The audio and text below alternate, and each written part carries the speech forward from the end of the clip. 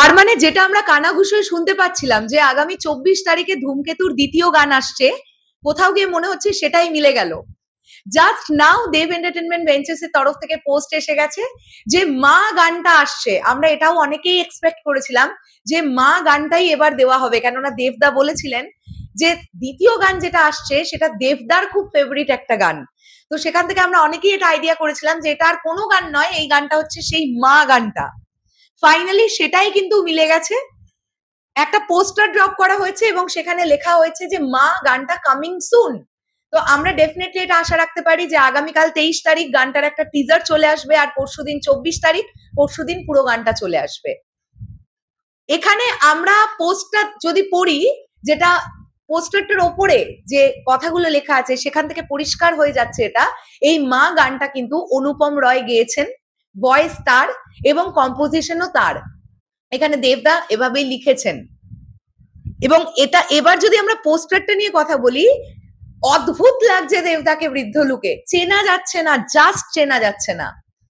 আমরা দেখতে পাচ্ছি একটা সাদা কাপড় মেলা আছে কাইন্ড অফ দড়িতে, তার মাঝখান দিয়ে দেবদার বৃদ্ধ লুকের ফেসটা। এই গানটা মা, এই গানটা ভীষণ ইমোশনাল একটা গান হবে। আমরা আশা রাখছি ইমোশনালি অডিয়েন্স ভীষণ অ্যাটাচড হয়ে যাবে।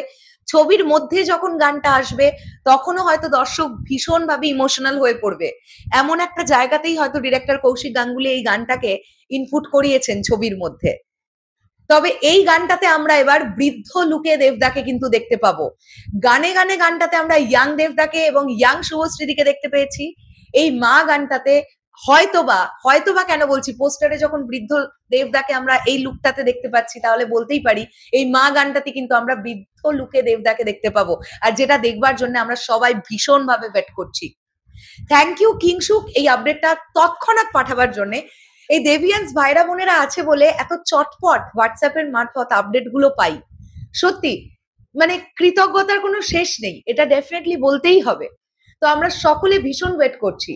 রানা সরকার একটা পোস্ট করেছিলেন যে অনুপম রয়, সোনু নিগম, তারপর জুবিন গার্গ, তাদের নাম দিয়ে লিখেছিলেন যে কোন কার গান এলে খুশি হবেন। তো এই গানটা যদি এই পোস্টটা এখন আমরা দেখি তাহলে এখানে পরিষ্কার করে লেখা আছে voice and music of Anupam Roy, যেটা দেব এন্টারটেনমেন্ট ভেঞ্চার্স এর তরফ থেকে পোস্ট করা হয়েছে। তো ভয়েস অ্যান্ড মিউজিক মানেই তো এটা অনুপমদার গাওয়া, অনুপমদার কণ্ঠস্বর। তার মানে এই গানটা অনুপম রয়েরই গাওয়া। আর অনুপম রয় কিন্তু একটু ইমোশনাল গান, ভালো গান ওনার টোনাল যে টেক্সচারটা না, সব ধরনের গান অনুপমদার সঙ্গে যায় না, বাট ইমোশনাল গানগুলো অনুপমদার কণ্ঠস্বরের সঙ্গে যায়। তাই আশা রাখছি একটা দারুণ কিছু আমরা পেতে চলেছি। শেষ করলাম ভিডিওটা। তোমাদের কি বক্তব্য অবশ্যই সেটা কমেন্ট করে জানিও। তাহলে এখনের জন্য টাটা।